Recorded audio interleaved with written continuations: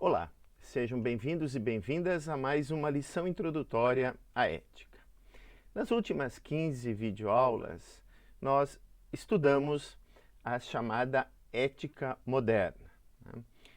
Grosso modo, aquele tipo de reflexão filosófica sobre a moralidade produzida, como John Rawls diz, entre 1600 e 1800. Então vimos que predomina aí uma concepção deôntica de ética, seja no utilitarismo, seja na ética kantiana, que é deontológica, ambas centram as reflexões na noção do dever. Bem, é claro que agora nós vamos estudar o que veio depois, e num certo sentido trivial, então, como estamos vendo aí no título desse capítulo, o que vem depois de 1800 seria considerado uma ética pós-moderna.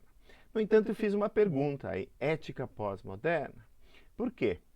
Porque, enfim, não importa tanto para nós o requisito, digamos, cronológico, simplesmente, mas importa discutir se o que foi feito depois supera e é feito contra os pressupostos gerais de uma ética deôntica, universal, igualitária, que é basicamente uma ética moderna, ou se esse projeto é ainda um projeto em construção, como alguns filósofos eticistas, Jürgen Habermas, por exemplo, hoje ainda defendem, que nós temos que realizar esse projeto de fundamentação moderna da moralidade.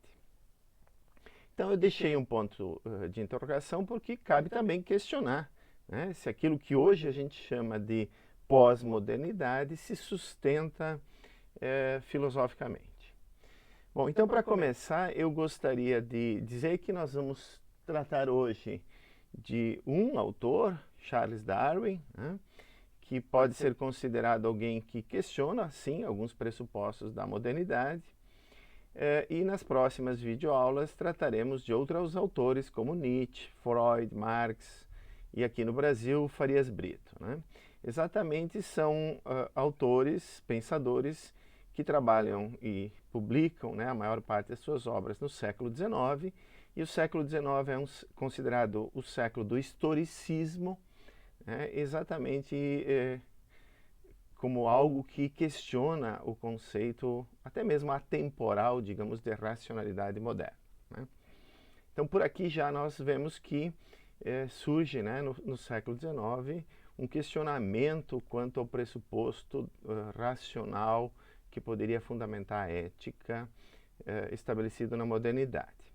Bem, então, antes de começar a tratar da ética evolucionista do Darwin, eu só gostaria de explicitar um pouquinho melhor o conceito de pós-moderno ou pós-modernidade.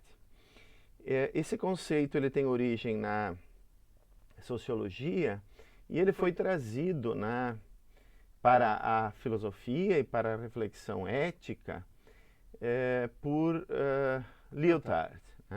Nesse livro, então, chamado O Pós-Moderno, o Lyotard define a pós-modernidade, então é importante que a gente tenha sempre presente esse conceito, dado que nós vamos tratar agora do que foi feito mais recentemente na ética, chegando até a ética contemporânea. Bem, então o Lyotard escreve o seguinte, por pós-moderno, nós temos que entender um estudo que tem por objeto a posição do saber nas sociedades mais desenvolvidas. Decidiu-se chamá-la de pós-moderna. A palavra é usada no continente americano por sociólogos e críticos. Designa o estado da cultura após as transformações que afetaram as regras dos jogos da ciência, da literatura e das artes a partir do final do século XIX. Aqui, essas transformações serão situadas em relação à crise dos relatos. Então, eu gostaria de salientar aqui duas ou três coisas. Primeira observação é quanto a essa expressão, as transformações nas regras dos jogos. Então, Lyotard tem nesse livro um capítulo onde ele apresenta, o capítulo 3, é uma questão mais metodológica, ele apresenta o conceito de jogos de linguagem, que é desenvolvido por um filósofo chamado Ludwig Wittgenstein, que estudaremos, né, na ética contemporânea, e é uma certa interpretação, então, que Lyotard faz da noção de jogos de linguagem, né, como se, por exemplo, a ciência, a literatura, a arte, etc., né, fossem jogos de linguagem, e a aplicação desse conceito à filosofia que levou muitos pensadores e pensadoras hoje a questionar os pressupostos da modernidade. No caso do Lyotard, e essa é a segunda observação importante, né, para ele, o que aconteceu no século XIX foi uma mudança de narrativa. É isso que está dito ali no final, né? Quer dizer, houve a crise do relato, digamos, moderno, né, do conjunto de conceitos utilizados na modernidade e a introdução de novos. Então, rapidamente, eu só gostaria de mencionar, né, esses conceitos, está grifado aí, né? Quer dizer, há uma mudança de narrativa no século XIX, enquanto na modernidade, no sentido estrito, né, que nós estudamos, nós vemos conceitos, né, como, por exemplo, razão, né, e concebida, no caso, por exemplo, claramente de Kant, né, como possibilitando o conhecimento universal, a razão, o sujeito que cria suas próprias regras, suas máximas, né, a ideia de uma totalidade também da ciência, do conhecimento, um compromisso com a verdade, um compromisso, né, e esse é o auge do iluminismo, digamos, como um todo, né, a ideia, a confiança que a racionalidade humana traria um progresso, né, que nós nos livraríamos dos males, das doenças, etc., e alcançaríamos algo como, né, uma idade de ouro, digamos, né? Bom, esses conceitos, digamos, eles formaram a narrativa da modernidade, segundo Lyotard. E eles são questionados, são abandonados ou substituídos, né, no final, então, do século XIX, né, a partir de meados, final do século XIX, por outros conceitos, né, que são do jogo da linguagem, digamos assim, das novas regras, né, da ciência, das artes, etc., né? E esses novos conceitos, então, são conceitos como a potência, a eficácia, a otimização, né, a informação, né, que seriam conceitos que formariam, né, uma outra perspectiva que não aquela da própria modernidade. Então, veremos, por exemplo, né, a vontade de potência do Nietzsche, etc., né, em que medida tudo isso vai favorecendo o surgimento de uma outra narrativa. Então, para que a gente não fique, né, porque isso é menos interessante filosoficamente no critério cronológico, né, vamos tratar do conceito de pós-modernidade, sim, como surgindo no século XIX, um século historicista, digamos, né, mas vamos prestar atenção a se essa substituição de narrativa, digamos assim, é um ganho filosófico ou se tem mais problemas do que aquilo que pretende, de fato, corrigir, né, em relação à modernidade. Bem, então eu vou começar com Charles Darwin, que não é exatamente um filósofo, mas tem uma compreensão interessante, né, que nos ajuda a entender o século XIX, de vários aspectos das ciências, né, mas também uma certa aplicação a questões morais, questões religiosas, sociais, etc., né? Então, tendo esclarecido o que é a pós-modernidade, eu gostaria de só também mencionar que hoje, quando a gente, em geral, ouve discussões, né, de aplicação do darwinismo ou da teoria da evolução, né, a partir da seleção natural, a questões éticas, políticas, sociais, em geral é comum atribuir a Charles Darwin o que a gente chama de darwinismo social, né? Então, o que é o darwinismo social? É uma tese da luta desenfreada pela existência, da sobrevivência do mais forte, né? Então, por exemplo, que os países mais ricos, né, que têm um poder bélico maior, eles estão no seu direito de dominar, né? As classes mais poderosas, né, os industriais, os banqueiros, etc., né, também seria uma espécie assim de ápice, né, da evolução, e eles também estariam no seu direito de explorar as classes menos favorecidas, digamos, os mais fracos, os trabalhadores vulneráveis, né, e etc. Quer dizer, a gente, quando ouve falar do darwinismo social, tem essa crença, né, de que o mais forte deve vencer. Isso, na verdade, pode ser, né, eu mencionei ali um autor, Kaplan, né, que diz que a gente pode identificar no Hitler, no projeto social naturalista, nacional-socialista, desculpe, né, esse darwinismo, em empresários americanos, Rockefeller, né, as corporações de petróleo e tudo mais, mas também até no socialismo. Quer dizer, o darwinismo em geral é identificado como a luta pela existência, que ela se justificaria então, né, pela imposição do mais forte em relação ao mais fraco. Isso lembra, né, na filosofia não é algo novo, isso lembra, se nós voltarmos aos gregos, o sofista Trasímaco, né, que, como nós estudamos quando tratamos do primeiro livro da República, defende, né, uma certa compreensão do que é a justiça, que diz que a justiça é a conveniência do mais forte, né, é o que a gente chamaria hoje é o direito do mais forte de impor, então, a sua vontade, os seus valores, né, como veremos em Nietzsche, isso é claro, né, o mais forte é quem cria os seus valores e impõe os seus valores, e haveria uma certa moralidade dos mais fracos, que então seria de ressentimento, né, por ser dominado. Pouco mais ou menos no espírito, né, da dialética do senhor e do servo que nós estudamos na videoaula passada.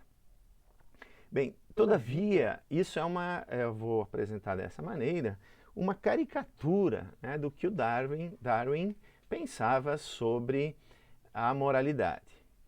Então claro, eu tenho um livro aqui que eu considero uma preciosidade, eu vou mostrar para vocês, ela se chama assim, From So Simple a Beginning, que é uma coletânea das principais obras do Darwin. Então tem, claro, a viagem que ele fez ao redor do mundo, né? Tem o famoso livro A Origem das Espécies, publicado em 1859, e tem um livro que se chama, tá aqui, The Descendant of Man, o Ascendente do Homem, né?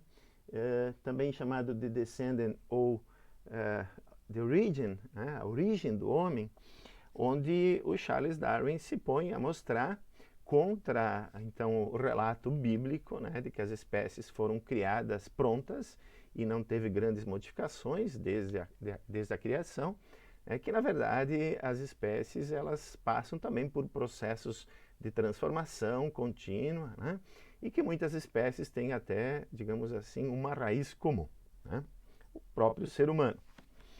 Bem, então, nesse livro, né, The Descendant of Man, no capítulo 3º, o Charles Darwin faz uma comparação, né, continuando o que ele estabelece no capítulo 2, entre os poderes mentais, as faculdades psíquicas do ser humano e dos animais.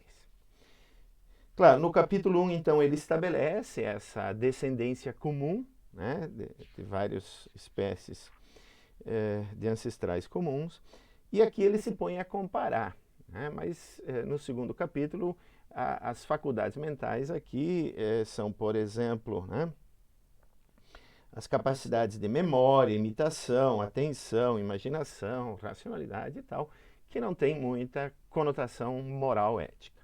Todavia, no capítulo 3, que eu gostaria de recomendar muito a leitura, exatamente para a gente superar, né, essa visão, como se Darwin defendesse um darwinismo social, né, ele faz uma comparação das capacidades mentais entre o ser humano e animais não humanos, tendo presente aí o senso moral, basicamente, né? Então ele vai estudar as qualidades, digamos, da sociabilidade dos animais que vivem em grupo, né? E assim vai identificar um surgimento e um desenvolvimento da moralidade humana, tá?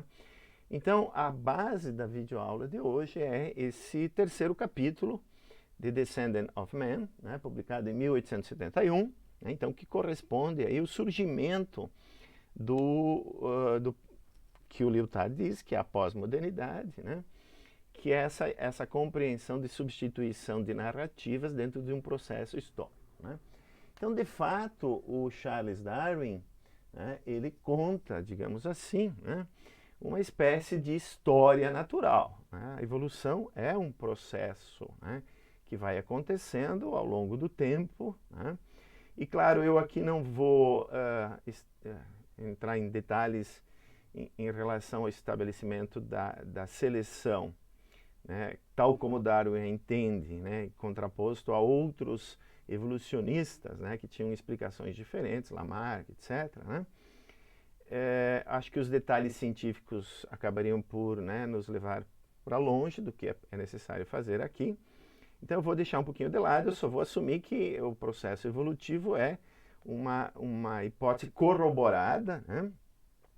E, portanto, ela é uma lei científica, né? Ela tem que ser aceita como lei científica, que descreve como os organismos vivos são um processo, né, que são um produto, né, de um processo longo, lento, né, de adaptação ao meio ambiente e, na medida em que os organismos são felizes, digamos assim, né, na adequação, na adaptação ao meio ambiente, quer dizer, eles têm sucesso, né, eles acabam se encaixando, né, no meio ambiente, se adequando ao meio ambiente, eles sobrevivem. Né? Caso eles não consigam, né, caso o meio ambiente passe por transformações, por disrupções, etc., e os organismos não consigam se adaptar, eles perecem, desaparecem, né, como indivíduos e como espécies também. Né? Bom, claro, hoje a teoria da evolução ela não leva em consideração só, né, aquilo que o Darwin levou. Né? Hoje a gente tem a teoria chamada sintética também, porque, enfim, a biologia no século XX passou por grandes transformações, a descoberta do DNA e etc., né, que então leva em consideração também a transferência do genoma, né, de uma geração para outra e tal. No entanto, a hipótese da evolução é sim corroborada, né, e ela é uma lei científica, e a gente percebe claramente isso, né, em diferentes evidências. Então, por exemplo, na embriologia, né, aqui está, por exemplo, o desenvolvimento desde o óvulo, passando por diferentes estágios do feto humano até se transformar num bebê humano e no ser humano. E se a gente comparar, por exemplo, com macaco, né, com lagarto, até com peixes, tubarão, a gente vê que tem um processo muito similar, o que seria então uma forte evidência, né, de que de fato as espécies elas evoluíram a partir da transformação, adaptação ao meio ambiente, mas elas têm um certo tronco comum. Né? Então, claro, essa imagem é a imagem famosa também, né, do processo de evolução humana. Talvez ela seja já inadequada hoje, porque não teve um desenvolvimento assim linear, né, do Homo sapiens. A gente sabe, por exemplo, que o Neandertal e o Homo sapiens coexistiram, né? O Neandertal desapareceu, né? Então não conseguiu se adaptar, etc. Talvez até em lutas com o Homo sapiens, mas também explicações mais atuais mostram que eles coexistiram durante um longo período, né? E inclusive há evidências do cruzamento entre essas espécies. Né? Então, muitos seres humanos hoje contêm o DNA, etc. Né? Então, de qualquer maneira, isso também é e sempre foi considerado uma evidência boa, né? Talvez não tão forte então quanto essa da embriologia, porque essa imagem de desenvolvimento linear pode ser equivocada, mas é uma evidência, sim, que corrobora a evolução e, portanto, a gente tem que considerá-la lei científica. Né? Bom, agora, o que é importante, então, perguntar é como o Darwin, aceitando a evolução, né, na sua explicação científica, contra a narrativa, digamos, né, de que as espécies são dadas, né, desde sempre e não mudam, são imutáveis. Né? Qual é a visão que ele tinha, por exemplo, da própria moralidade, como ele expressa aqui no livro The Descendant of Man. Tá? Então, uma primeira coisa que eu gostaria de mencionar é o seguinte: o Darwin, logo no início do capítulo, né, no segundo parágrafo, ele diz o seguinte: vamos simplesmente constatar como fato empírico, tá, que todos os animais sociais, e ele cita, por exemplo, cachorros, ovelhas, né, cavalos, nós podíamos pensar também, né, nos animais, nos outros primatas, no Homo sapiens, por exemplo, chimpanzés, bonobos. Né? Os bonobos, aliás, são os animais mais próximos do ser humano, tanto geneticamente quanto socialmente, culturalmente, etc. Né? São animais que vale a pena a gente estudar porque eles mostram assim, né, uma proximidade muito grande com o ser humano. O Charles Darwin diz que em todos a gente constata que a simpatia, entendida então, né, como esse sentimento, entendida muito mais em termos humianos, né? Quer dizer, essa capacidade, né, esse senso moral de a gente poder, por exemplo, né, sentir com a outra pessoa, com outro indivíduo. Né? Então, por exemplo, se a outra pessoa está triste, nós nos entristecemos porque sabemos que ela está sofrendo. Se ela está alegre por algum motivo, nós também nos alegramos. Né? Então, o que é a simpatia? Lembrem, né, quando nós estudamos Hume, é exatamente esse senso moral, essa capacidade de sentir. E isso é a base da moralidade também para o Charles Darwin. Né? E o que ele faz aqui é mostrar que não é só o ser humano que tem, quer dizer, qualquer animal que vive em grupos, né, qualquer animal, digamos, social, incluindo o ser humano, digamos, né, premiado pela natureza com esse senso moral. Né? E esse senso moral, então, ele nos leva, né, a agir em benefício um dos outros, nos leva a buscar a companhia um dos outros. A gente percebe isso, diz o Darwin, né? Tanto num cachorro, quando ele fica sozinho, ele começa a latir, etc. Ele quer a companhia dos semelhantes. O ser humano também se sente mal quando é apartado, né, do grupo ao qual pertence e tudo mais. Bom, então, a base fundamental, né, da moralidade para o Darwin é o senso moral. Né? Bom, no caso agora do ser humano, né, como o ser humano, né, e o Darwin estava ciente disso, né, como o ser humano tem certas capacidades, por exemplo, de deliberação, de escolha, ou mesmo de racionalidade, ao menos num grau distinto, né, dos animais não humanos, o que mostra então que o ser humano tem essa capacidade de escolha, ele vai fazendo as suas escolhas e o hábito vai reforçando o comportamento da simpatia, digamos, né? Ou não. Tá? Por quê? Porque, assim como Hume, o Darwin sabe que a simpatia ela funciona, mas ela tem um alcance também bastante limitado. Nós sentimos, digamos assim, né, nós nos entristecemos com as pessoas mais próximas da nossa família, do nosso grupo social. Mas o Darwin relata aí, né, das viagens que ele fez, uma série de povos, né, semi-civilizados, digamos, né, onde, digamos, certos comportamentos mostravam que a simpatia não funcionava. Quer dizer, povos originários, por exemplo, aqui nas Américas, né, tanto na América do Sul quanto no Norte, por exemplo, torturavam inimigos capturados de outras tribos e, por exemplo, mulheres e crianças participavam dessas sessões de tortura, né? Sem falar do sacrifício das crianças e tudo mais. Então, claro, a simpatia ela funciona intragrupo, digamos assim. Né? Mesmo assim, ela é limitada, quer dizer, ela é reforçada pelo hábito. Né? Então, o hábito é como forma, né, o costume, né? E, segundo Darwin, então, esses costumes passam a ser expressos, e aqui a menção explícita é a Kant, né, como deveres, como obrigações. Né? Então, nós temos obrigações, né? Nós passamos a ter obrigações, por exemplo, né, de cuidado com as pessoas que nós estamos convivendo, mais próximas do nosso grupo, e se nós não cuidamos, né, embora o cuidado possa surgir então, né, a partir do senso moral básico da simpatia, ele é reforçado pela necessidade, pelo hábito e se transforma numa obrigação, né, para as pessoas. Que se as pessoas não cumprem, então, elas são socialmente, né, punidas pelo grupo, né?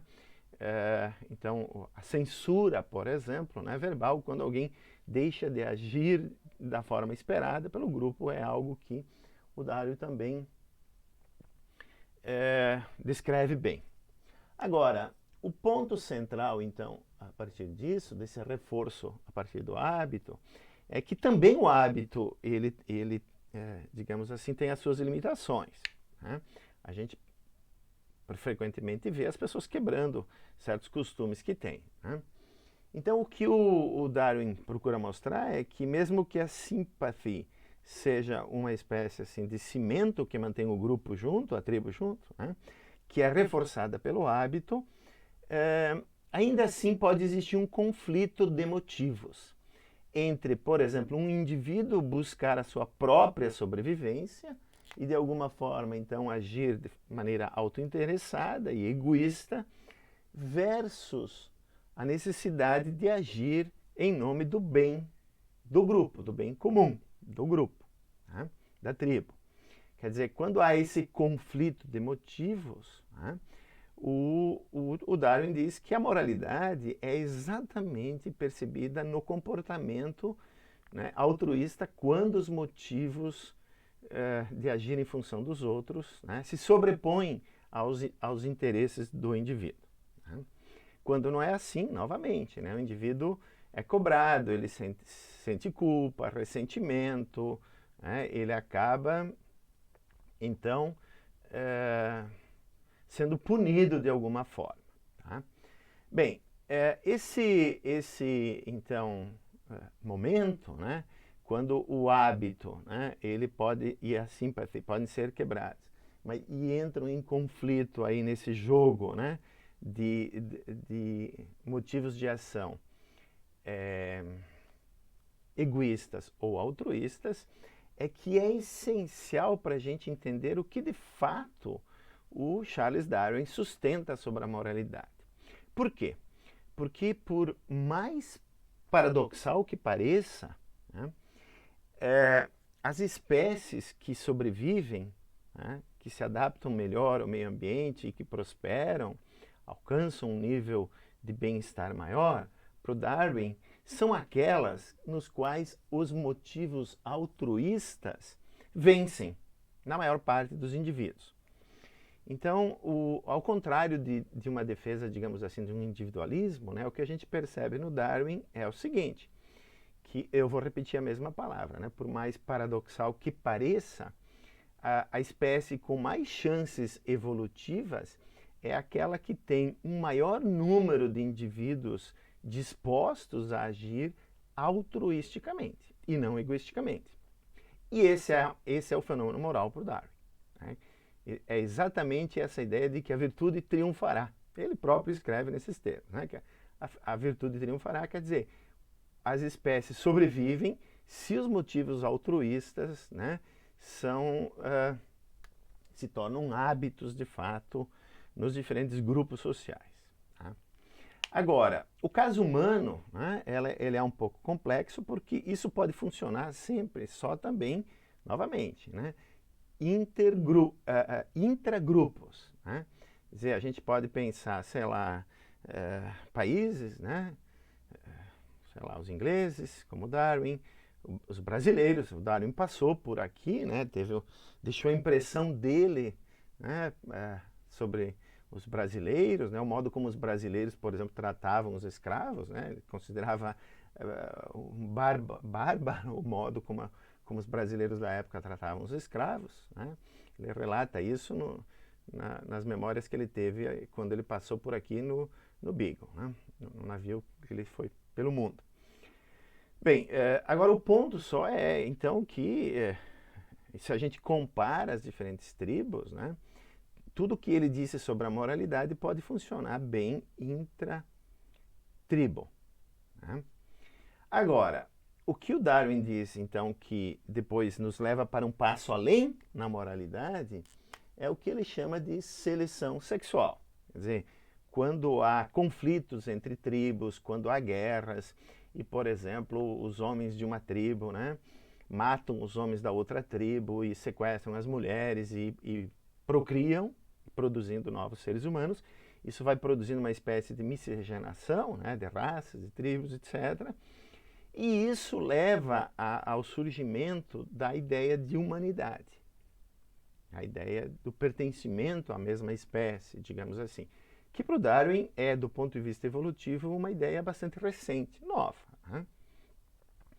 Que inclusive ele diz que, por exemplo, passando ali, né, pelo Pampa, pela Patagônia, etc., ele fala que os gaúchos não tinham essa sensação, eles tinham só sentimentos tribais, né? Então falta, né, faltaria, digamos, ainda a algumas tribos humanas esse sentimento de pertencimento à humanidade.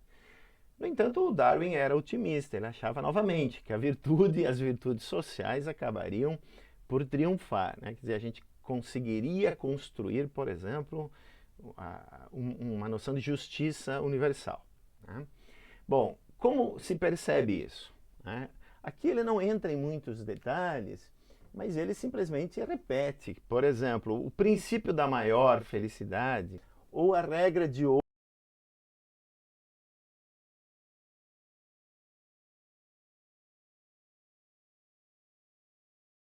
ouro, né, que nós sabemos que existe em diferentes culturas, na chinesa, né, na Bíblia, seja no Novo ou no Antigo Testamento, mesmo na Grécia, Aristóteles menciona, né, esses princípios, e ele também cita o imperativo categórico do Kant, né, esses princípios já seriam, né, uma expressão desse estágio mais evoluído da humanidade, onde nós temos preocupações não só com as pessoas próximas, mas com todo e qualquer ser humano, né? E o Darwin é explícito quando ele menciona aí o imperativo categórico do Kant, principalmente a ideia, né, de que o ser humano, a chamada fórmula da humanidade, né, a ideia de que o ser humano é um fim em si, ele diz que isso tem um alto conteúdo moral, ele é tal que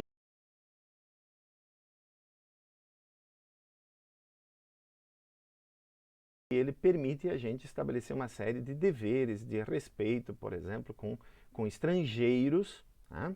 Coisa que, se você pensa só do ponto de vista das tribos e analisa, né, observa e tal, os comportamentos, as tribos não necessariamente elas têm a noção de respeito para alguém que pertence a uma outra tribo, né? Ao contrário, muitas vezes é visto como uma ameaça, né, culto aí da humanidade e tal.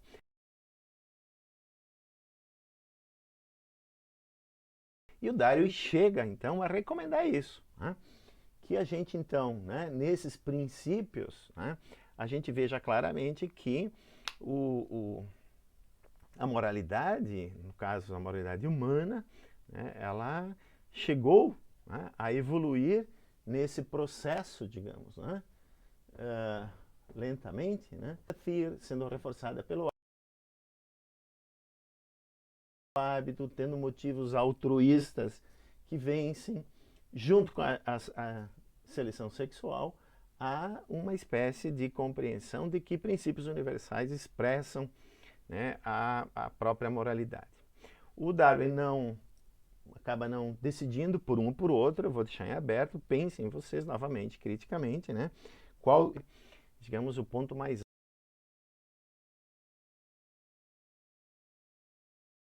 alto da moralidade. Para encerrar, então, só eu gostaria de mencionar, né,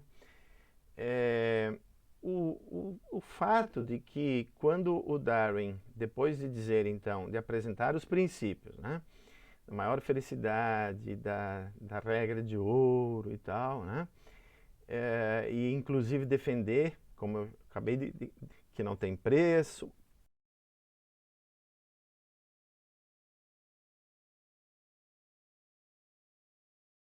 e tudo mais, né? E depois de repetir novamente que essa moral universal acabará triunfando, né, contra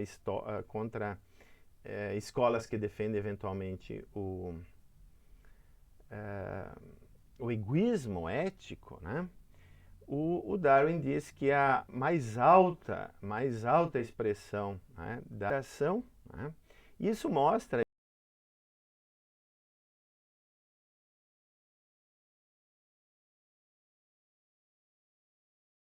depois então aqui só estou exibindo, né, uma certa discussão. Isso tudo mostra que se a gente lê o próprio Darwin, a gente vê que muitos usos que se fazem, né, no darwinismo social e outros, né, usos atribuem, por exemplo, que se faz até na sociobiologia, né, hoje, atribuem ao Darwin um tipo de moralidade que de fato não sustentou. Né?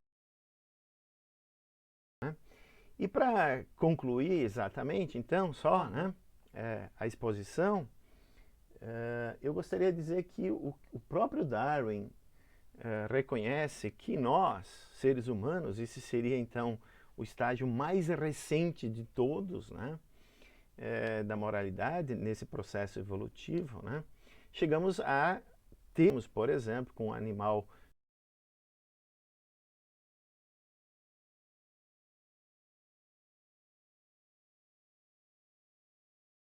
sofrendo, nós também nos alegramos com animais não humanos alegres e tudo mais, né? Funcionaria aí também a simpatia, né? Interespécies, digamos, né?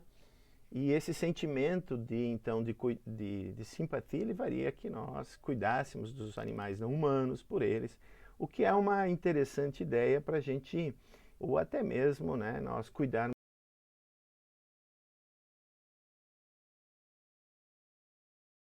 melhor o meio ambiente dentro, né, da necessidade de vermos o meio ambiente como parte da nossa vida e do florescimento, digamos assim, nosso, dos animais não humanos. Bem, eu paro por aqui então e convido vocês para a próxima videoaula, quando trataremos de um outro autor que, como se dando dentro desse